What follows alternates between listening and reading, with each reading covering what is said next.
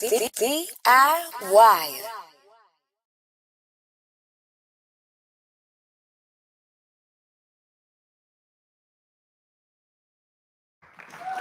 DIYers.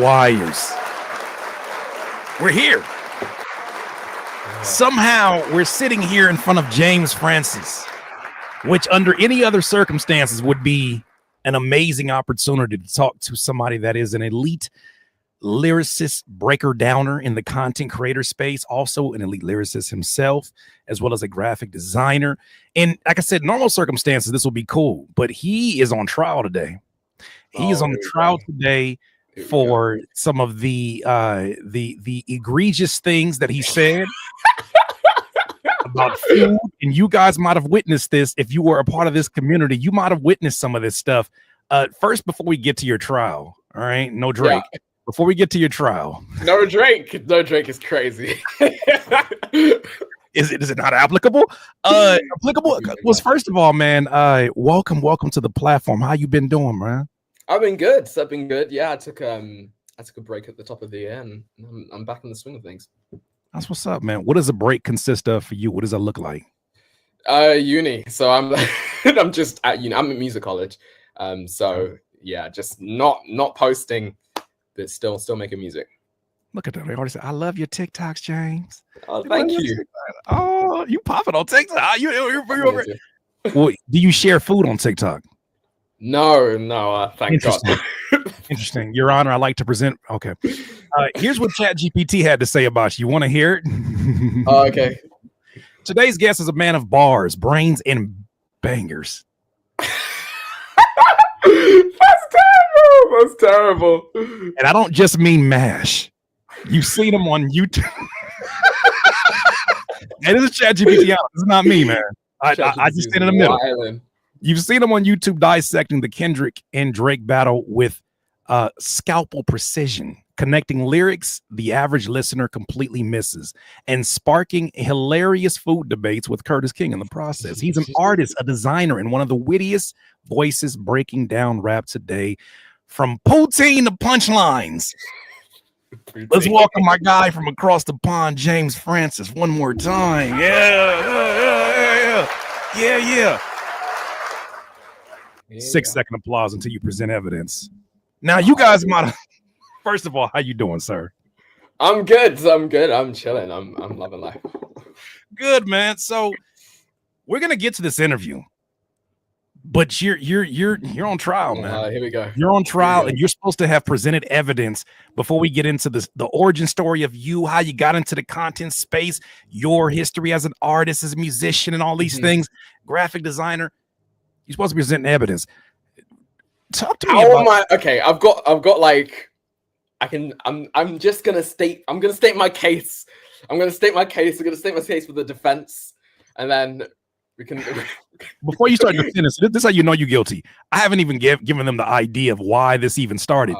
Look, first of all, we were in here having an amazing day in live stream, and then he decides that he wants to start volunteering some of the food items that are in the UK that I have just never come to understand. I've never been to the UK before, but I've seen some of the food items.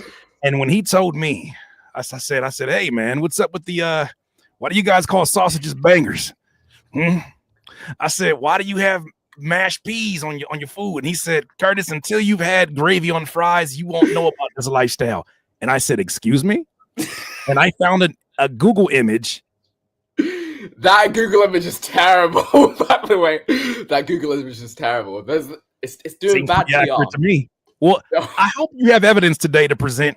Oh, here we go. That is the opposite of this, because right now we're having a UK versus US food fight to start this whole conversation. Have you brought evidence to the courtroom today? For the US courtroom?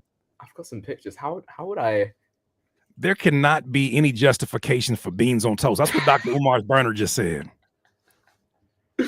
Look, beans on toast. You can. Just don't be co-sign. Not the colonizer. That's insane. What? Can we start with this first? recorder, I hope you're taking this down. Your Honor, I just want to know from Mr. Francis, why do you call sausages bangers in the UK? Okay, so I had to actually do, because like there's just things that are part of culture you don't actually know why it is. So apparently it's because it's actually really bad, the reason. So apparently it's because in World War I in the UK, when they used to have rations, they used to have to ration the amount of meat that they would put in sausages. So they would have to put more water content in sausages. So that means that when you fried them, that they would bang in the pan because you're like frying oil with water. Which is insane. I never knew that. But this whole thing made me like, that's so mad. Well, I guess you could see a hint of his amazing research as you just saw right now. Bangers? And then somebody heard that and said, let's carry this tradition on. When I don't think it's they call it bangers, huh? Is that what you just told me? I promise we won't get to an interview, but we got to get past this first. This is oh my gosh. Excuse I don't me? think there's water in I don't think the water content's in there anymore because there's no rashes anymore. But they're still called bangers. I don't know why we've kept it. It's just such a terrible. But yeah. Well, here's my first question. Let's not waste any time. What's the GOAT comfort food out there? Is it poutine? Is it gravy fries or bangers and mash? Poutine. That's a good question. I'd say bangers and mash is probably better than gravy and peas. Gravy and peas, it can be so bad, especially that picture you showed that other time. Terrible. But if you go to like a good like bougie restaurant, like they'll like put it in like a little like dish thing, and it would actually be nice. You have any pictures? You got any photos? Yeah. Okay, this is your time to present gravy peas. Yeah, I just said the same thing inside my head. I just want to be respectful of our guest today, Brittany. He said gravy peas. He said they're presented in a more classy way that makes it more delicious. I know this is a very unorthodox way to start an interview, but we got to get past this trial first. Gravy peas, yes. I love this. This is so funny. Mushy peas. This is a fast way for people to get to know you real quick. All right, we need to see some evidence. Because the way that you closed your eyes, you said, oh man, you just got to have it from a really nice place. And you've got to go to, why can't I'll find a picture. Give me a sec. Oh, the technology doesn't work now, huh? Oh, he didn't come to the court. He didn't come to the court prepared today. That's exactly what happened, huh? I mean, it's baby puree. Oh, that is sick, Brittany. Baby puree, that's crazy work. I've been to England. The only good food is imported from India or Caribbean. That's so crazy. I mean, to be fair, I'm like, well, I've got immigrant parents. Well, my mom's second generation immigrant. Okay. So like, my mom's not like Zimbabwe, my dad's Nigerian. So most of the time, I'm not having English food. Mm-hmm. I like to state to the courtroom he's buying time because he can't find a delicious image. He had time to present this evidence beforehand, but he's now Googling it in real time. Your Honor, this has to go against his case. Fish and chips. I'm with that. Oh, we got it. Here we go. Okay. Evidence. Piece of evidence one. Let's see what we got here. All right. You have presenting privileges here. I hope that what you're getting ready to show me. Oh, let's let her enter the stage. See, that looks nice. That looks nice. Come on. It looks like an adult version of a baby food. Right? I'm not gonna lie to you. It looks like without the little sections to portion it, with the exception of them big ass pieces of meat just sitting on the plate. I can see a baby like, oh, thank you for this hungry meal. Thank you for this hungry meal, Dad. I appreciate you. I don't know why a baby would talk like that, but what is going on here? This is your goat meal? It's nice. It's nice. Like I'm fighting my life out here. This look like an adult baby meal. I'm sorry, no disrespect to my UK friends, but this feel like an adult baby meal. I feel like this is like baby boss. Baby boss. This is baby boss. Okay, see, sir. Okay, the way that court works is that you got to present evidence that actually, you know what I'm saying? So let me ask you this: what do UK folks have that Americans simply can't compete with food-wise? Ooh. Why is chips always involved? I was gonna say fish and chips, like a really, really good fish and chips. Yeah, US can't compete. But I was thinking today, like, I've walked into a cultural exchange. Cultural exchange is crazy.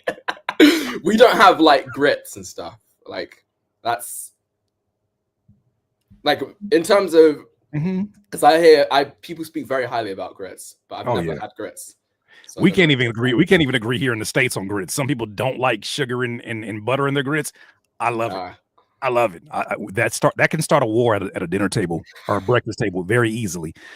Okay. Well, that's fair. If someone came to the UK and asked James Francis for a proper meal and a proper rap album, what are you serving? A proper meal and a proper rap album. Oh, and it has to be UK rap album. Okay. All right. I'm gonna stick with the fish and chips, but like bougie fish and chips. And then rap album. Oh, there's so many good UK rap albums. So you're saying I gotta spend extra money to get the good food. Got it. Continue. I rest my case. Wait. Hold on. In order to get good food in the UK, I have to be ready to spend, is what you just told me. Okay. I think, because especially, I'm from London, so like London is such like a melting pot, like especially culturally, like most of the good food is not English food, it's from everywhere else. Like we got Chipotle recently, we got, what's the other one? What do you mean recently? Like we never used to have Chipotle in the UK until like 3-4 years ago. Oh my goodness. God bless your hearts. But yeah, no. Hey man. All of our the majority of our good food is not English food.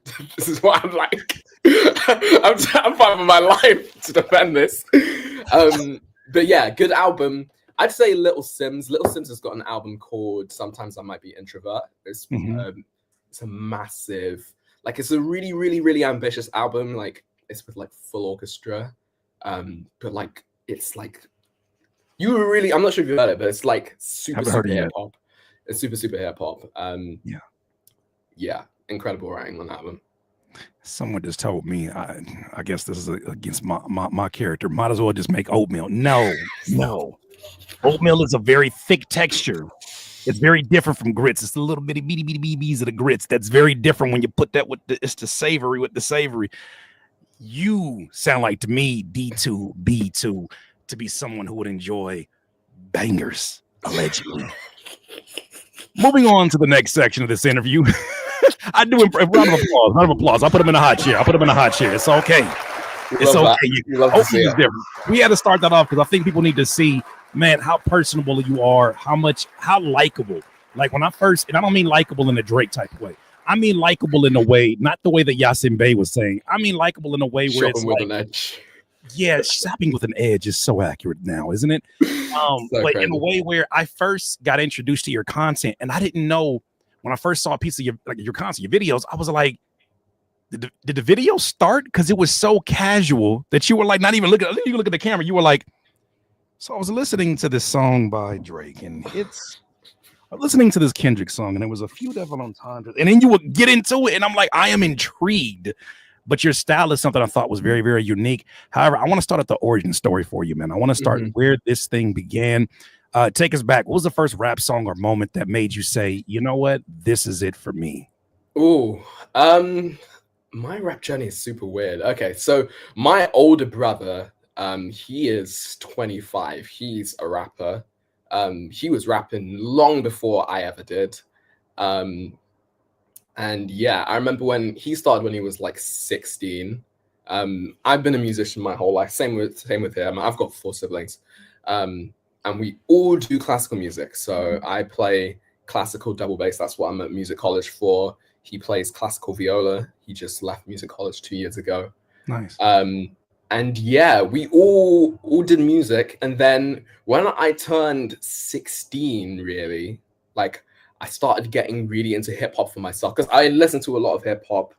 When I was younger, my mum used to play like Miseducation. Like we used to listen to a lot of hip hop.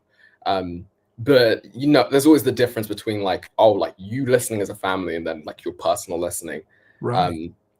And yeah, really, it was Dave, the rapper from the UK, Santan Dave, who like really got me into actually rapping. And then after that, I just started listening to like everyone. I think I got so interested in lyricism because I felt like oh, there's like all these patterns that like that exist. Mm-hmm. And yeah, so like since I was 16, I'm now 21. I've been rapping since.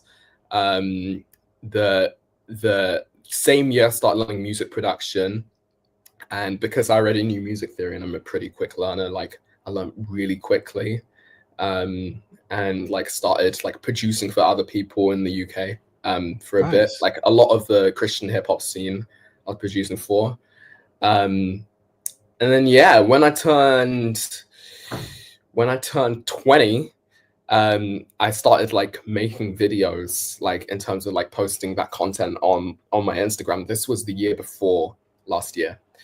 And then that year I picked up graphic design, and it was getting towards the end of the year because I always like pick up a skill every year because I get bored really easily because I've got ADHD.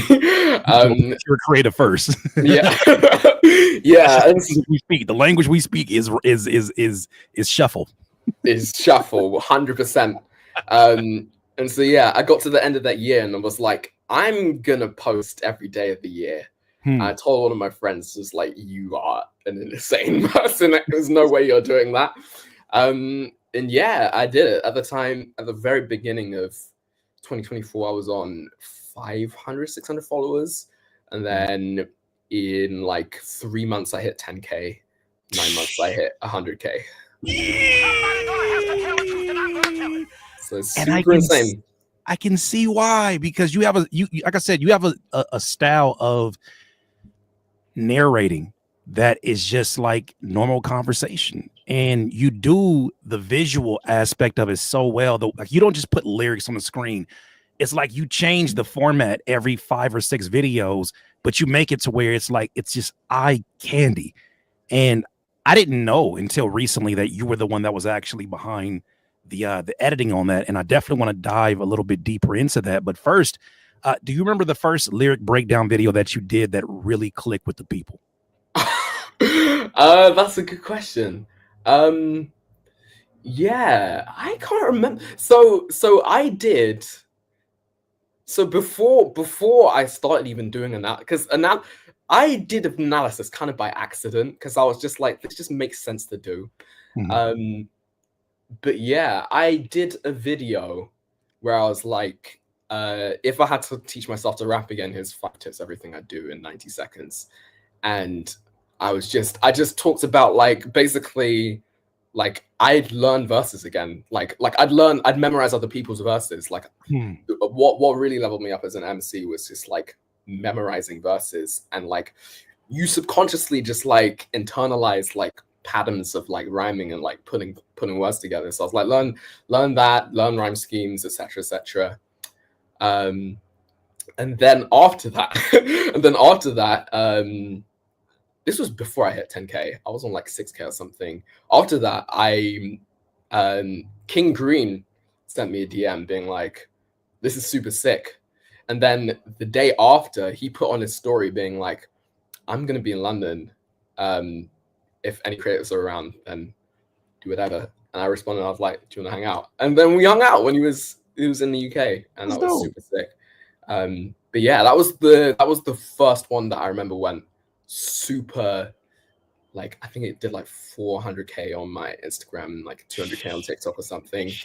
And then after that, I was just, at the time I was doing like impression content because I was really good at, like I was like ghostwriting for other rappers, like ghostwriting. Yeah. Maybe that's part of some of the first content I saw. I didn't even know that you did it, but yeah, you're really spot on with these takes, bro. And you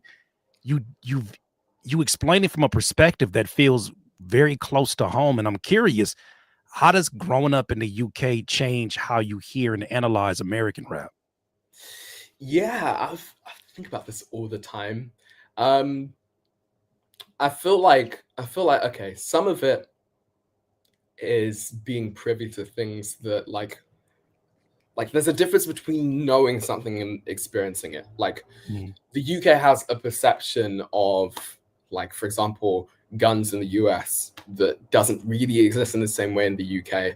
And so for me, I'm like, I've just got to get my awareness as far as I can and be transparent where I don't know where I'm talking about, basically.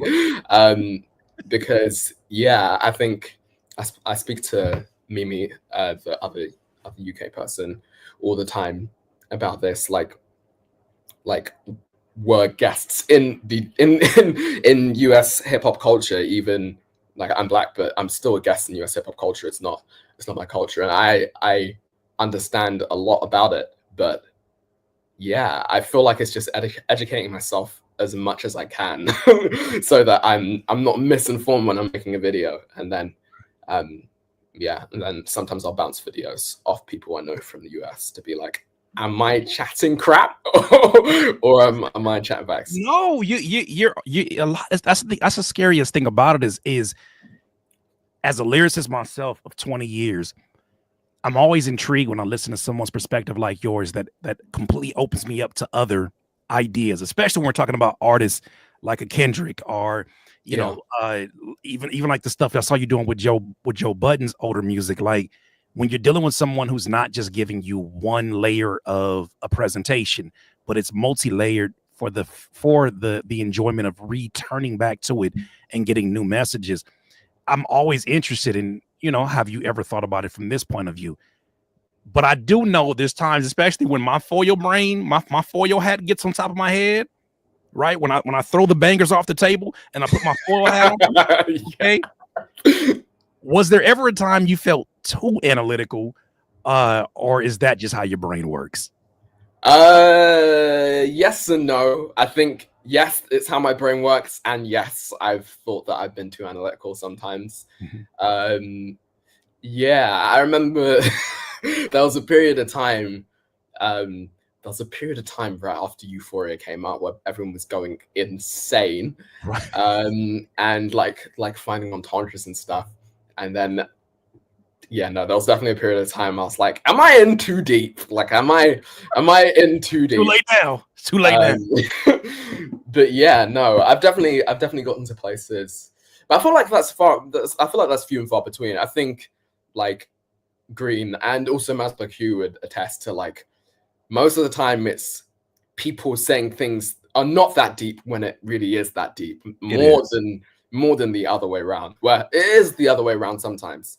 But like, for example, if you remember when Drake dropped 100 gigs and he had some shots for people, like he had like an ASAP shot, like Long Live Who and all of this, and like Drake fans were gaslighting me to being like, oh no, Drake's over the beef, like he's unbothered.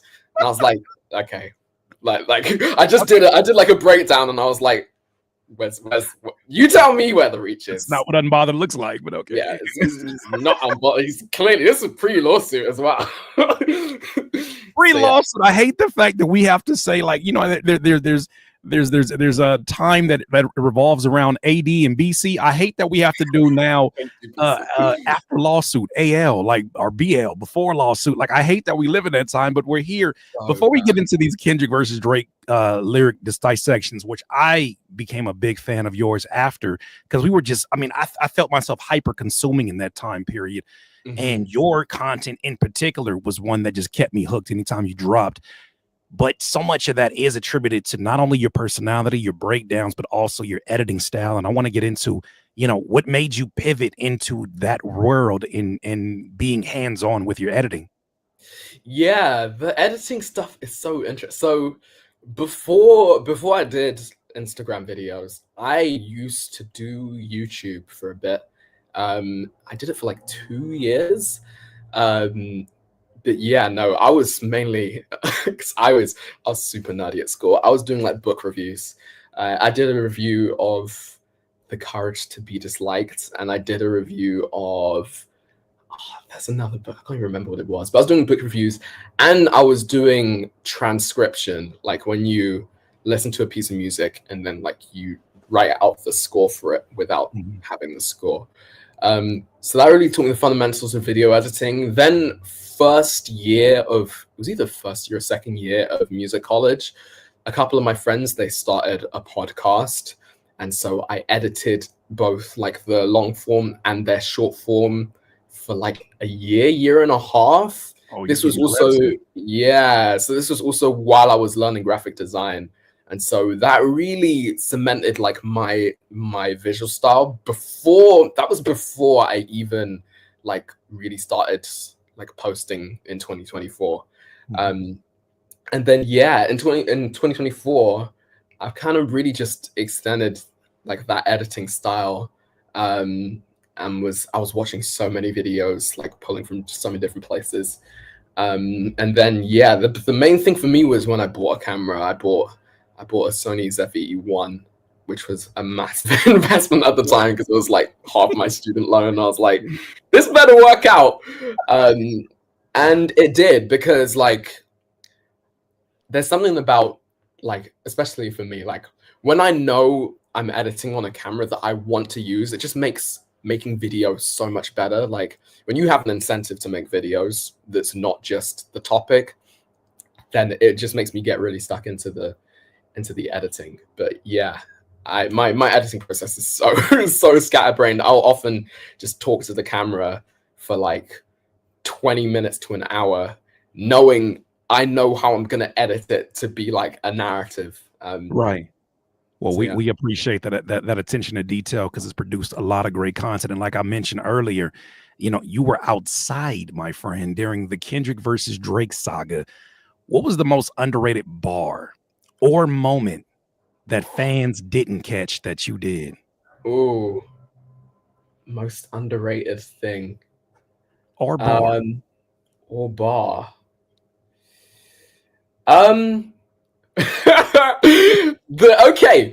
There's one thing I debated making a video about this, but like people forget.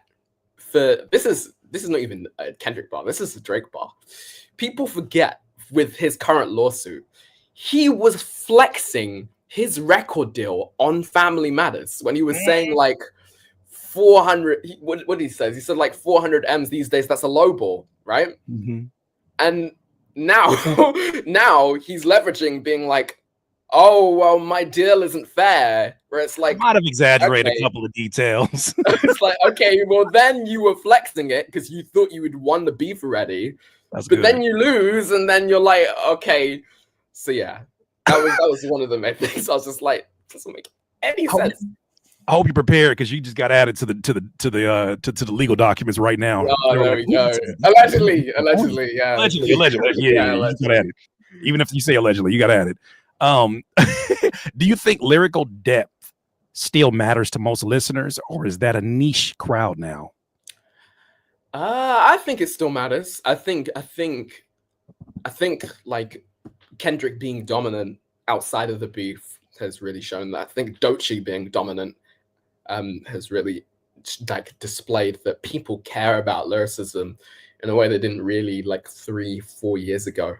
But yeah, I think people are more, honestly, I mean, forgetting about the current state of Spotify, I think like it's probably the best time for independent artists and creatively anyway, like making like indie music, doing really bar heavy stuff that you probably couldn't have gotten away with in the same way like a couple of years ago. Like people are privy to it, and I think part of it is the Kendrick beef, that like people were so invested in like entendres and stuff that like it made people more privy to like bars. But yeah, I think bars are up. I would piggyback on that as well, is that I think lyricists became better content creators too. I think you're an example 100%, of that. 100%. There was a time period where lyricists, as entertaining as they are to other lyricists, to the average consumer, it sounded like a script for a really, really good movie, but you haven't seen the movie. And the thing that puts people in seats is not that you wrote this amazing script. I need to see The Godfather. I need to see what that visually looks like, because everybody doesn't have the same creativity or foresight. And I think that when I look at what you're doing, you're setting the bar higher in that not only are you producing great content for your own lyricism and songs, but you're making it to where it's entertaining and just as engaging as the stuff that has no depth at all, right? Because that's the one cheat code they always had, is that the music would be terrible, but it's like, damn it, this is eye candy if I've ever seen it. Yeah, exactly. I love how you'll do the breakdowns, and then you'll even add those like linear notes that only rappers will get that, which you're like, I carried the rhyme scheme here just so you see it here. Yeah. Yeah, the people find that interesting, and I think especially like yeah, I think like the Kendrick beef really made people care about lyricism in a different way. Like people didn't really care about rhyme, because there was the whole discussion. Oh, I don't want to start stuff, but there was the whole discussion that like Kendrick is. There was the whole discussion that like Kendrick's like not the lyricist, like who is it? Who was talking about like one syllables and yeah, but that was me. That was yeah. I mean, it was me as well. Kendrick. I said that about Drake and his ition obsession. I made a video talking about that's hilarious. Yeah. So what is your thoughts on that? I think I might have heard you explain it, but you know, here's my stance on it. All right, here we go. It is very easy to go to rhymezone.com and put in premonition and find 115 searches or words that rhyme with that, and then you just look at it and say premonition, condition, ascension, permission. Oh, I know what to do with that. It's a lot to me. It's a lot more impressive of a skill set from lyricist to lyricist for you to be able to not only find rhyming words, that's only one layer of it, but for you to like bend some approximate rhyming words. Like when Eminem did crayon and chaos, I wouldn't to this day not make it. It doesn't make any sense on paper, but he made crayon and chaos and seance. And I said, oh my God. That's the stuff that makes me excited when I see it and when I hear it, because it's like, I would have never thought those rhyme, but this ition, mission, condition, malnutrition, fiction, I just look at that and I'm like, yeah, if you can take that simplicity and make it sound complex, there's a skill set in there, but that's not what I feel like he's doing when he's in his ition bag. Yeah. What are your views on that? Yeah, the video I made, I kind of, I feel like I started something in the discourse, which is so bad. But yeah, I made a video ages ago. It was about Eminem, ironically enough, when he dropped his last album. And I was talking about Drake does this thing. Whenever he's rushing his writing, he uses the Shun rhyme scheme. So like part 6, he uses the Shun rhyme scheme. We fed you the information, whatever. 7 a.m. on Bridal Path, where it's like he has a Kanye sub where he's like, oh, send that address to your driver for your destination. It's when Kanye put Drake's home address on his story or something. He uses the Shun rhyme scheme for that as well. He does it a lot. But yeah, I just think it's lazy because he's doing it because it's like a writing crutch, and I know, and every lyricist knows, because that's what you do. when you're stuck, you're like, oh, I know that this is an easy rhyming word. Let's go back to Old Faithful. Let's go Old Faithful Shun rhyme scheme. It's just like, that's lazy. Look, my theory, and I can say this now because we're in a time period where, shout out to the 200 or 300 people that are almost in here. We're in a time where this is not only mainstream conversation, but people are wanting to know about this. Lyricists have known this for years. First time I heard, I just want to be successful, and he was doing it on that song, and I said, oh my God, you're gonna let him get away with this? I know it sounds good to the ears. I know it sounds so appealing. It's so look at the skews, right? It's so pretty, but it's not the highest level of this skill set. And I know not every song requires that, but I'm with you 1,000% is that we see it a mile away.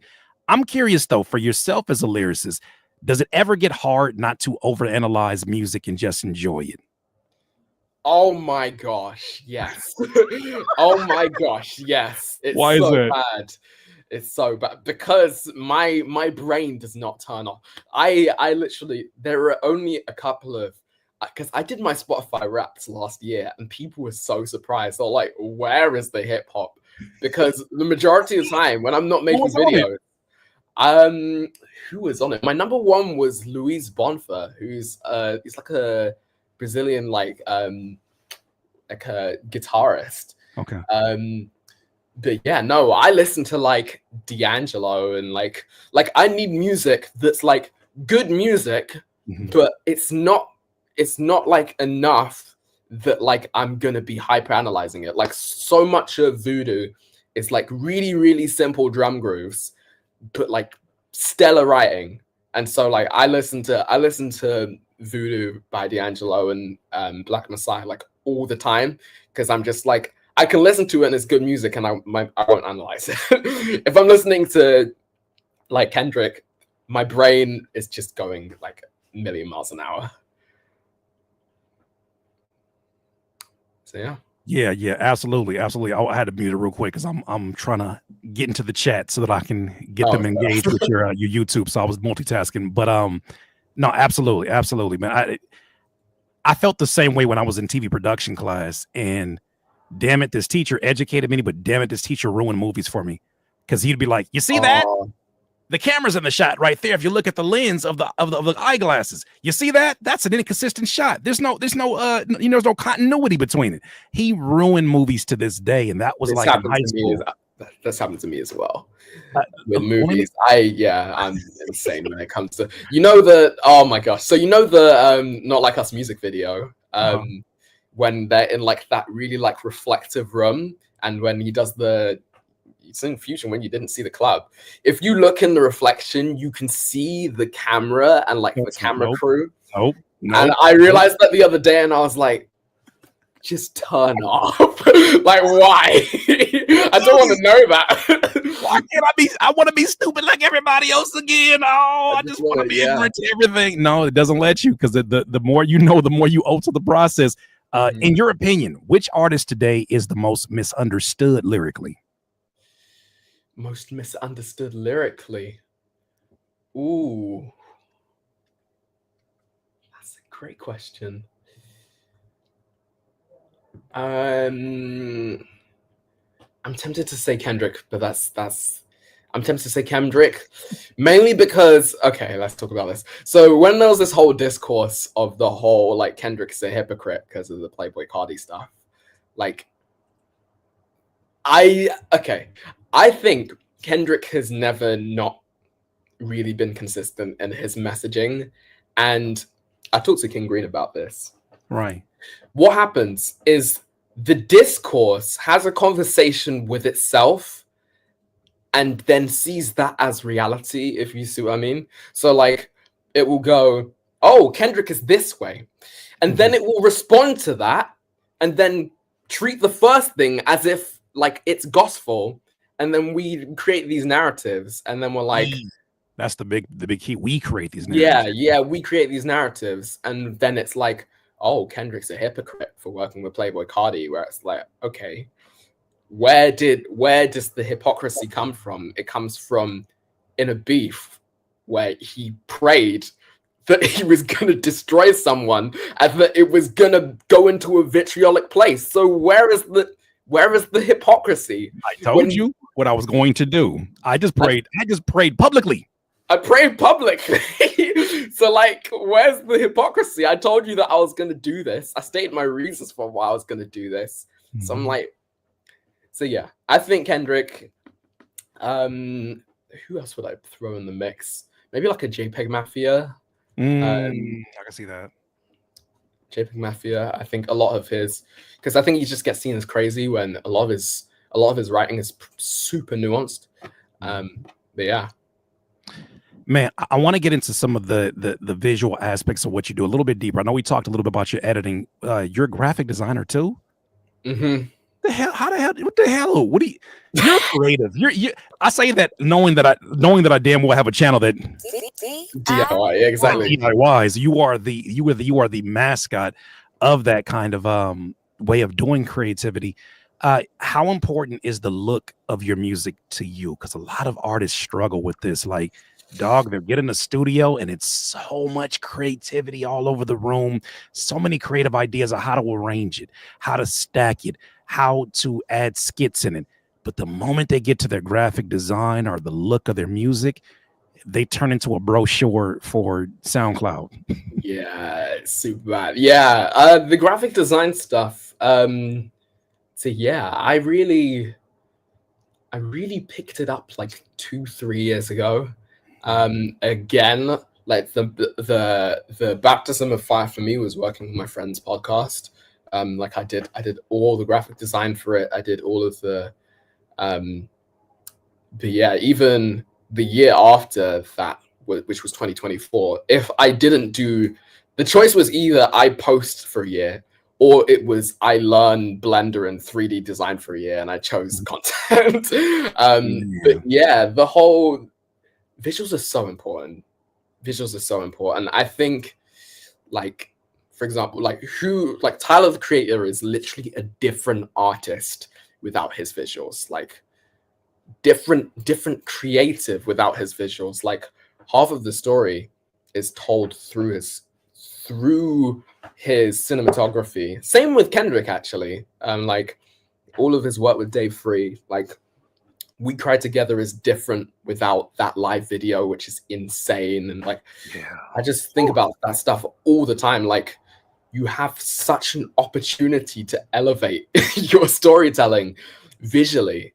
And I think a lot of people, like, they just don't know simple design rules, like really simple stuff of like a title should be like super legible, that like your captions should be super legible. You shouldn't put too many captions in one line or people will lose retention. Just like, but James, I like the font. I think it looks cute. Why can't I just add that over the top of my song that has absolutely nothing to do with this animated font that looks very much like a horror movie, even though this song is very much a love song? What's wrong with that? Yeah, it's so bad. It's so bad. It's so bad. Honestly, it's so it really bothers me sometimes when I see some people's content. I'm just like, just change the font, please. Change the font. How many fights that I've almost gotten with graphic designers who didn't understand my passion for fonts? I know that sounds very nerdy, and I'm going to try to make it sound as gangster as possible, but it's like, I'll beat your ass over the wrong font. What do you mean? What do you mean impact font is the best you can do? Don't you piss me off with that impact font? One font I'm never going to use is Bangers, thanks to that story that you told today. Oh, there we go. You know I wasn't done. Oh, it's never gonna die. It's I mean, you told me the story now that somebody put a bunch of meat in the pot and they start popping, and they was like, man, Bangers. That's crazy. I still can't believe that, by the way. Who thought, like, yeah, let's add water to that? Oh man. These things are gonna be called Bangers from here on out. That's crazy. I'd have nothing with crazy what. I want to give you the ultimate props because I feel like I can tell your setup is DIY, but it still looks like you have a team. And I know that you're in there doing this content, or I assume you're doing this content a lot of times solo dolo. This is you without millions of dollars behind you. I want to know, what would your content and your vision look like if you had full creative control and you had, millions of dollars of budget? Because when I look at the stuff Tyler does, it wouldn't surprise me if you were doing things that were rivaling that with the perfect. How would you do that? To do that stuff, I'd love to do that. If I had millions of dollars, well, first of all, the meme with my audience is I don't leave my room, which I'm trying to break this year. I was outside. I saw that. Yeah, I posted the first video and someone commented like, "Oh, nice green screen, bro." I was like, "Nah, that's fantastic." But yeah, no. I if I had millions of dollars, one, I'd move out of student halls because I film a lot of my content in student halls, like. That's just a bunch of posters on my word. This is an actual school, student halls, student dorms. Yeah. Are you serious? Yeah, I film everything in my room. And yeah, I just bought a nice camera. I got a tripod, and I learned to color grade like really well. Like I just watched a crap ton of tutorials on color grading, And so I try and make my videos look really pretty, and especially like the graphic design, especially like the fonts. Like the fonts is the thing that really helped me differentiate my content style from other people's, because like I care about the edit. I hope that shows through my content, but like I really care about the edit. But yeah, if I had that money, move out into a nicer space. I'm more of a sans serif type. Yeah, I really like. We get along. I really that's why we get along. I really like serif fonts, but yeah, sans serif are cool as well. Do you know that a romantic evening with me is meanddefont.com? Just looking at all the ways my name could be put in different fonts. I don't think people understand how much of a love language it is from a graphic designer, and even like for your own art, when you're finding the right font and you're like, oh my God, like this looks like a high-end magazine font that I just want to girl, if you knew the kind of captions I'd make with you. Oh, that's how I look at it. Listen, if you think about it, most advertising is fonts. Like, think about it. When you're seeing like a billboard, like sometimes it's literally a font and not even the product. Like fonts are so important. Whole personality.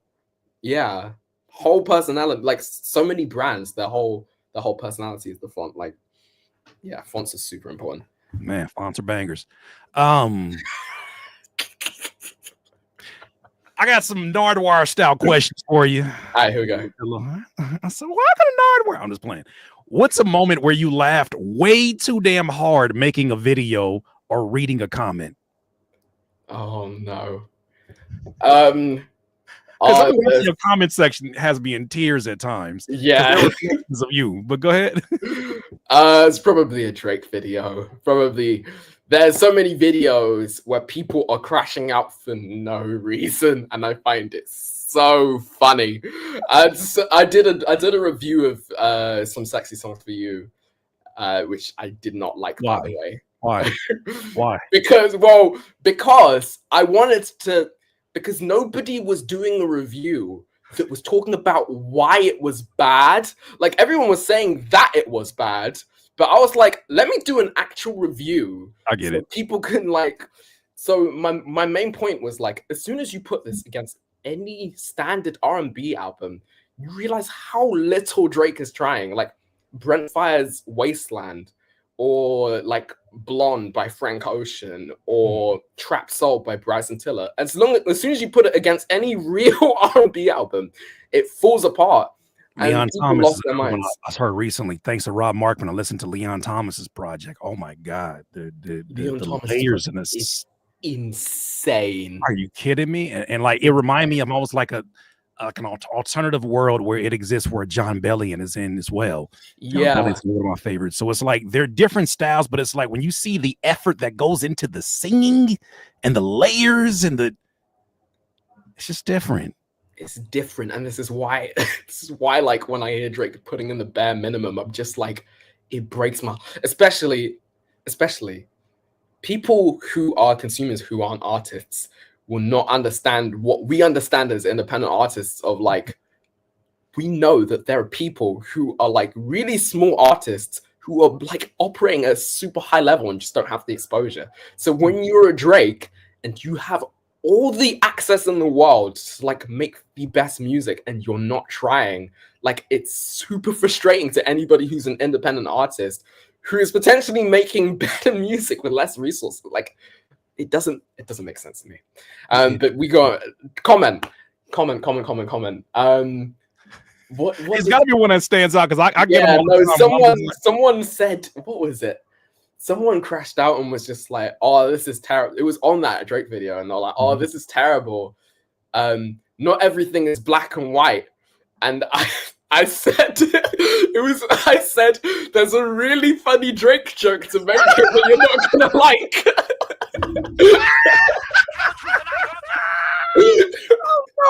They walked right into that when they had no idea. So yeah, that's probably my recent favorite. Those crazy comments. I'll give you one from the other day. I tried to tell the folks how stylish and comfortable these shoes were right here, and somebody called them Somebody called them the Paw Paw 12s, and I have not lived that down since. It's haunted me ever since. Called them the Paw Paw 12. I think it was misread to you. Because called them the Paw Paw 12s, and it hurt my damn unk feelings. Oh my God, I'm still recovering. Oh my goodness. Which lyric or rap conspiracy theory do you low-key still believe in that the rest of the world thinks that you're wild for? That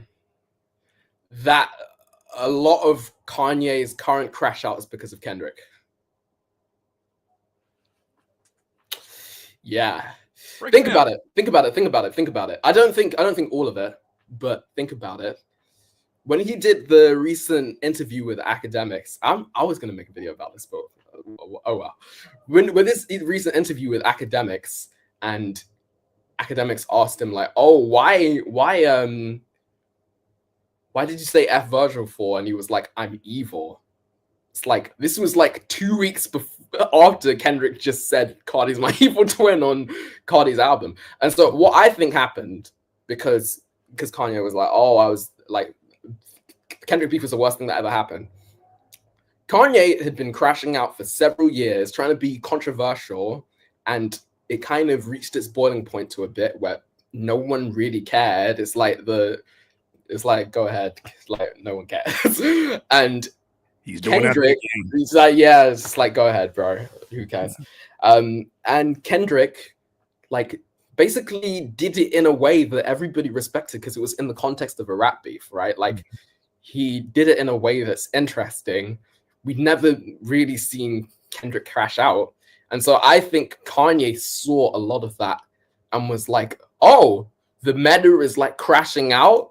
It's like being evil. Let me up it." Apart from he's just being problematic. From being a damaged artistic from what I'm reading, you saying he's going from a damaged artistic, like we like damaged products in hip hop. We love damaged stories. We love seeing somebody kind of put it together, but not quite. He became a damaged artist to just becoming an artistic tryhard. Yeah, I think he's crashing out to compete with Kendrick's crash out, basically. That is so corny. Oh, how the but it makes sense, right? Like he's been upping it every year, and then for some reason between like 2021 and 2023, he went insane. And yeah, I think obviously a lot of his problematic stuff was already there before that, but I think the recent full upping of it is he's like, "Oh, Kendrick's crashing out and people are like, he's like winning Grammys." He's like, "Oh, well, I can do that." Like, no one cares. No one cares. It's like watching a child do a dance and never do the dance. It's like, I can do the Dougie. That's not the Dougie, child. That's not the Dougie. Not the Dougie. But we're gonna laugh and we're gonna smile and say, "Oh, you doing a good job." I want to get to hip hop media and culture because you're someone that I see, and I loved seeing Rap Latte embrace you and have you on the platform. And man, obviously a lot of folks are appreciating what you're doing. A lot of artists are appreciating what you're doing. I'm curious. First question: have you had any artists that have reached out that you've actually covered? Oh, not really. No, not really. No. It's about to happen. It's about to happen. Really. Yeah. No. Yeah. Not really. I get reached out to by like PR sometimes for like cover artists. I don't think I've never taken any of them up, but like I get reached out to PR sometimes being like, "Could you make a video about this artist?" Or like, and I'm just like, doesn't work. Sometimes they've reached out and it's a video I'm like in the middle of editing, and I'm like, I was gonna make this video anyway. Right. But yeah, no paid reviews. Yeah, I'm about to say, I'm glad you said that because I think that it's funny. Every time I do another video dealing with anything adjacent to this battle, people are like, "This is supposed to be a DIY channel. You should be covering underground artists and you should be discovering them and you should be making content for them." And then it dawned on me, no, I'm going to cover the artists that have done things that are newsworthy and notable. The same thing with LaRussell, right? What he did was inspiring across the board. I'm talking to soon 3D Nati. She's doing something with her mobile studio and going around the US in her mobile studio van. She built it with her own hands. Like, these are stories that I think that you can't just be a dope rapper anymore. That's not enough. Like, you have to have something else going on. And then also, you have to be prepared for nobody to cover you and to be sometimes your first interview on your own platform, or be the first place. And why would you not want that? Because every time the only reason I even got into the space of anything media is because sometimes I couldn't get in the room. I would have to kiss ass in order to keep the contact warm and get there. Yeah. But we're in a period now where we are becoming the new media, or I'd like to say the new rap cities and the new 106 and Parks and all these different things. You know, you build a platform on insightful, respectful analysis. How do you feel about the current state of hip hop media from your vantage point? Okay. Yeah. Nah. I was just thinking about certain people in the hip hop space. Yeah. It's interesting. I think there's definitely two sides of it. Like, yeah, I like the rap latte stuff. I love doing the rap latte stuff. It's so much fun. I feel like I'm I feel like I'm an honorary third member, like dropping in every now and then, which is a lot of fun. But yeah, I think there's two sides of it. There's definitely people who are there for the right and people who are there for the wrong reasons. And yeah, I feel like especially you mentioned this and Green mentioned this, like, commentary feels so political now. Like, it's so wild, and especially like right when I started, because I didn't really start doing commentary until like 3-4 months into yeah, the first video I made on commentary was actually about like that. Funnily enough, the video I made was like, we know Kendrick's gonna win, right? This is like 2 days after it dropped. I was like, we know Kendrick's gonna win, right? But yeah, I think the commentary space, it's just, yeah, I just think people need to respect the art form of hip hop. Let's put it that way. And not everybody knows what that means. Not everybody knows how to engage with it. And also just like not speaking on something if you don't know what you're talking about. Like, there's so many times where I see someone doing commentary on a song and like they're getting like the basic lyrics wrong, or like I saw a video. I'm gonna start beef, but I saw a video where someone was talking about who was talking about Kendrick, and like, like they were talking about family ties, and they were like, like Kendrick's trying to say like he's God. Like, when he says like don't you address me unless it's with 4 letters, he's saying like it's the tetragrammaton, like it's like Yahweh. And I'm like, he obviously means goat. What are we talking about? Why are we just making narratives for no reason? Like, get off the nose beers. Get off the nose. Get off the nose. So yeah, you know, wait. To your point though, I do think there's things that you can talk about without actually having to be a participant. I think this is one of them.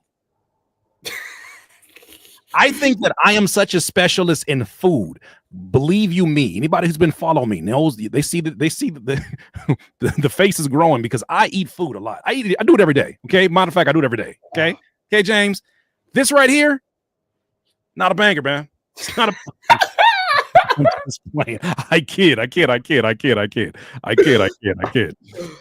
Great point. It's funny because I got a follow-up question to that one as well. In that, what's one thing hip hop fans get wrong? Courtney, don't be Curtis and me. Don't be Curtis and me. Curtis, be on your best behavior. This is my friend. I can do this.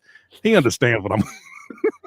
I'm pushing propaganda for U.S. food right now. I know it's not the best. The propaganda is in full swing. It's crazy. What's one thing hip hop fans get wrong about artists are bars, especially since you're on both sides of the table, that you wish they would understand better?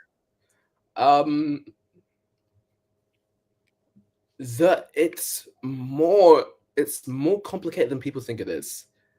And for example, okay, I did a video recently, or reposted a video recently, talking about comparison in bars. Like I use Drake as an example on Furthest Thing, where he's like somewhere between psychotic and iconic. Like a lot of good writing is comparative writing, and the comments are split into three. Either people being like, oh, like your verse was really good, or people being like, this writing is really simple and I don't get the point of it. Like, what's the point of doing comparison? Like, you're not saying anything. Right. Not understanding that, like, comparative writing isn't just like doing comparison. For example, duality is just like, duality in writing is the underpinning of most great songwriting. Like, that's just the case of the matter. Like, literally almost every Kendrick album is underpinned by duality in some way. Like the whole split between Good Kid and Mad City, the whole split between You and I on To Pimp a Butterfly, like that's also comparative writing. The songs the songs exist as like being antithesis to each other. Like things like writing is really complicated and especially when you care. Especially when you care, and even when you don't, even things that seem deceptively simple are really not. Like I've been listening to a lot of Glorilla recently, and like we love off my moose that bar is so crazy. But yeah, so many of her songs seem really simple, but the actual song structure is actually really hard to like underpin. And I think, yeah, it's like some of the stuff you do in like Critique My Beats, like a lot of times things that seem really simple on the surface are actually really difficult. Like the most difficult part of songwriting for me is never like entendres. It's always song structure. Like, do you put the chorus first? Do you like, is that going to put the most energy towards the song? Like, you won't understand that on the other side because you just get the product. You just get the song. You don't get me deciding, oh, it's better if I put the chorus first because then that puts more energy into the verse than the other way around, even though it's the same music. Like, I think people underestimate that. But like, you're just like, oh, I know this Drake song, so it's simple. Or I know this Kendrick song, so it's simple. It's like, someone had to think about the song structure for you to get there. Right. So I feel like this is an indirect way for you to get me to have more appreciation for the end result of the food that you shared with me earlier, because someone had to cook that. Someone had to think of the ingredients to that. They had to find. Yeah. I'm just not buying it. I'm just not buying it. You're selling. I'm not buying it. I'm not buying it. But I do like your answer there. I do enjoy your answer. There's nothing hey man, they could have prepared it. They could have had them bangers marinating for 48 hours. I'm not touching that right there. Somebody said, oh my God, this had me almost busting up laughing in the middle where you talk. That's why I don't read the chat. These folks don't have any sense. Anyone who knows food in the UK knows the north of the country has the best food, and it's nothing like they eat in the south. I'm sorry, that wasn't it. It was this one. Bro, I'm English, and I'll never touch bangers and mash. That is wartime food.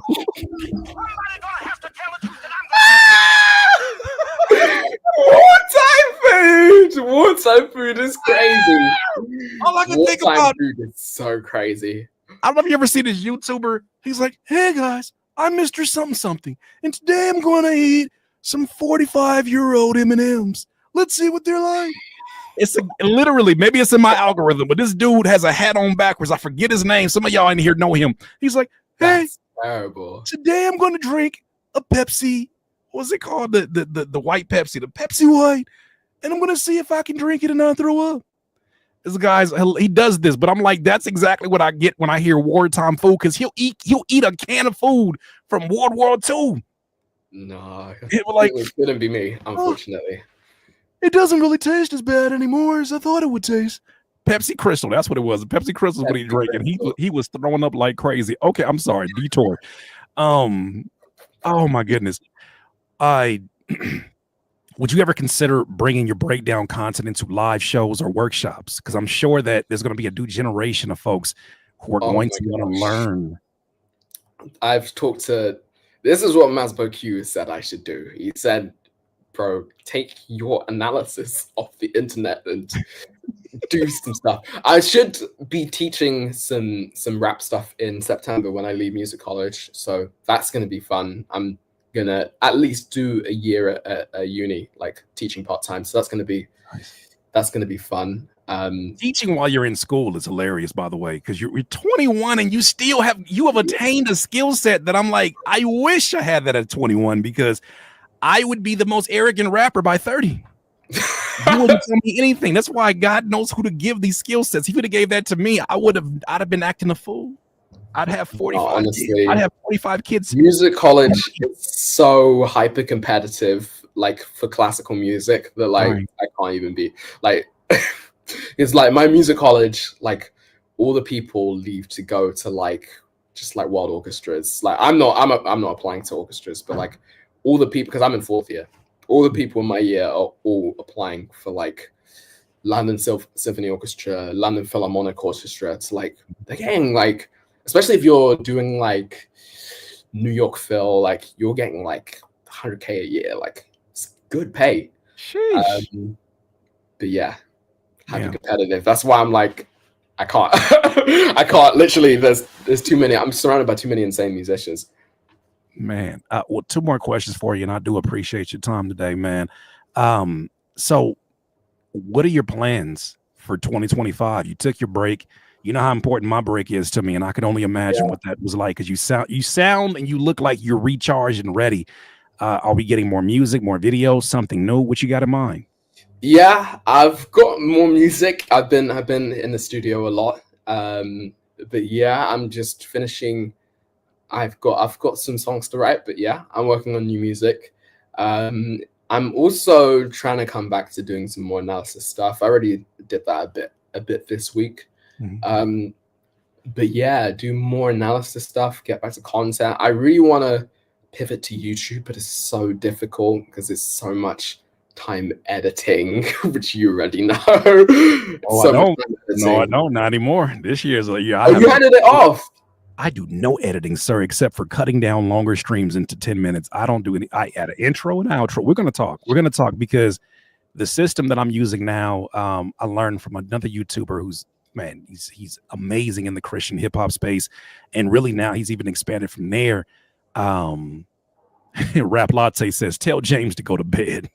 That's definitely green. That's definitely green. I hear the tone in green. It's green. It's 9 p.m. I'm okay. It's all good. It's good. Go to bed, Unc. It's time for you to go to bed, Unc. Go to bed, green. Act like I'm not the same age.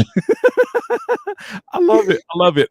Okay, well, that's dope, man. That's dope. Final words that you have for lyric lovers, hip hop nerds, and even food debaters across the globe. I'm just gonna keep this conveniently up here while I'm just playing. Any final words for these amazing people, man?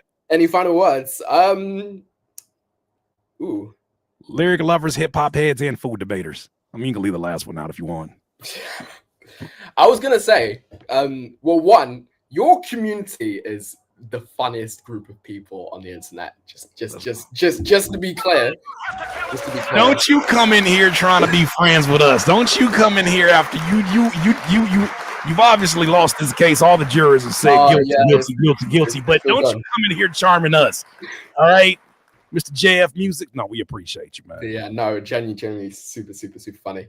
But yeah, man. Honestly, this year, I really want to just do more videos with people. Like I did a couple last year. But yeah, definitely want to do more videos with people. Like I really want to do the video with Justin. That'd be super sick. I've already done one with I've done one with Green and Torre, with Professor Sky. But yeah, just work with more people. But yeah, no, I honestly, it's been an insane year for me of like literally beginning of 2024, like all of the people who are in Culture United now, like I used to watch all their content, and then now I'm just like in this space. It feels super weird where so yeah, I'm just super grateful, especially from a US perspective of things, and me being like the young UK kid, like for like Culture United really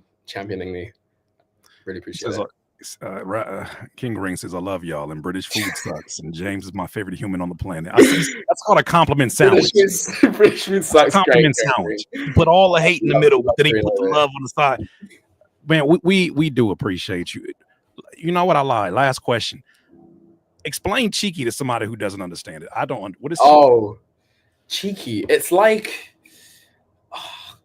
cheeky is like someone who's like mischievous, but it's like depending on who it is, it's like a very like in thing. Like there's very much like a culture of like, how do I say this?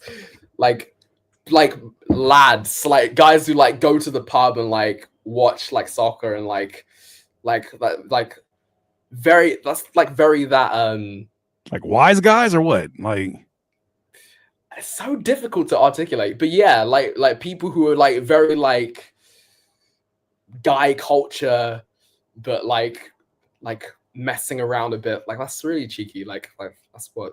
Okay. I'm trying to figure it out because like you know, for all my single DIYers, I don't want them getting in trouble if they go out there like, damn baby, you cheeky as hell, baby. Damn, look at him.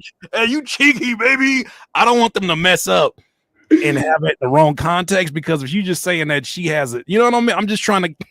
Yeah, no, saying she's cheeky. Yeah, different. What does that mean? Story. That's a different story. Okay, see, I knew it had different context. I want to save people here. That's what we do. Okay. Speaking of which, we back. I want to save here. Now that's cheeks, Curtis. Okay, all right, there we go. Okay, you educated me, man. Round of applause for James Francis, man. You came into court today. You presented your evidence. It wasn't sufficient, but you were an amazing guest and you were amazing conversation. We appreciate the hell out of you, man. Thanks for having me. Where would you like people to connect with you? Yeah, I'm on Instagram and TikTok mainly, JF Musics with an X. But yeah, I'm gonna try and transition to YouTube. I might as well say this. There's something about Reincarnated that nobody's talked about yet, which is the beginning. When Kendrick says like, what do you call it? When he says like a third of me demented, in the Bible, like when Lucifer gets kicked out of heaven, a third of like this like spiritual beings also get kicked out at the same time. So like Kendrick is kind of saying that like, well, he's repainting Lucifer to be basically just like an angel with like a third fallen nature, rather than being. But yeah, I want to do, because I did like whatever. I did my 6-minute breakdown of Reincarnated, but I want to do a longer one, which is like 20 minutes minimum. Wow. So I'm probably going to post that on YouTube at some point. So you need to, because I'm telling you, man, they're going to love you here, because there's so many times that I watched a video and I don't even realize I watched a 6-minute video. And I'm like, yeah, I love making long videos. And that first one, because yeah, the first one I did was the Watch the Party Die one. Yeah. And that went super viral. And I was like, I can't believe people want to watch me talk for 8 minutes. Yeah. That video's on like 200K on Instagram. And I'm like, why? You know why? I'll tell you why. Because there's so much misinformation out here by people who've never done the art. And everybody has a right to their platform and to theorize, because nobody knows except for the actual source.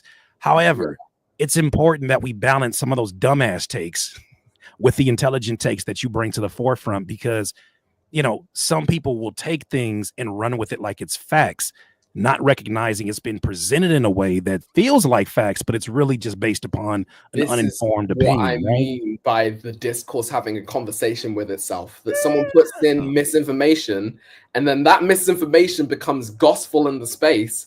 And then when arguing points from an original point that's misinformation, I hate it. I hate it.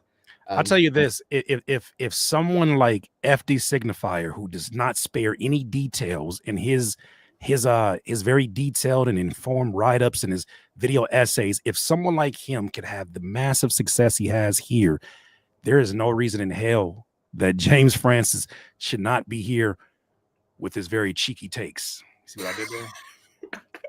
Bam. Don't clap for me. Don't clap for me, because you know what, Your Honor? I rest my case. Oh, here we go. I guess the case is settled. Case is settled. UK Foods Wash, guys, unfortunately.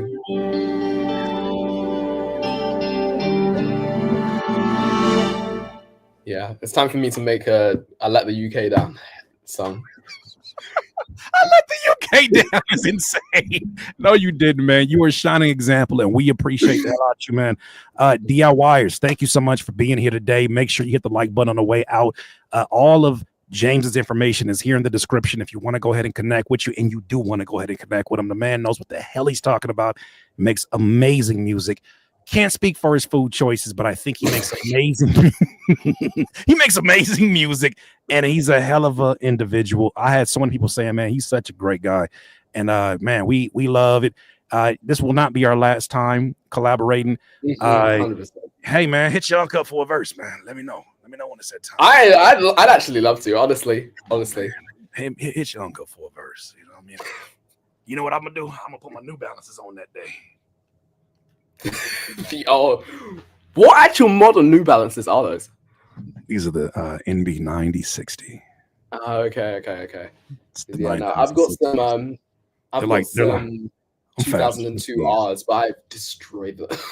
I'm fast as fuck. I'm not gonna lie to you, man. I'm fast as fuck.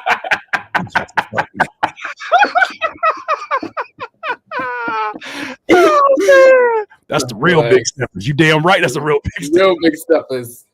I can't say that with a straight face, man. I appreciate you, Lord. They got numbers like R2D2. Stop it. You started this. R2D2. You started this last time. Okay, we're out of here. We thank you for your time, man. Looking forward to all the great things that you have underway. Thank you so much for your time, my guy. Thank you. DIYers, if you enjoyed this content, make sure that you hit the like button and maybe even consider subscribing. Come on, man. Stop being greedy. Peace.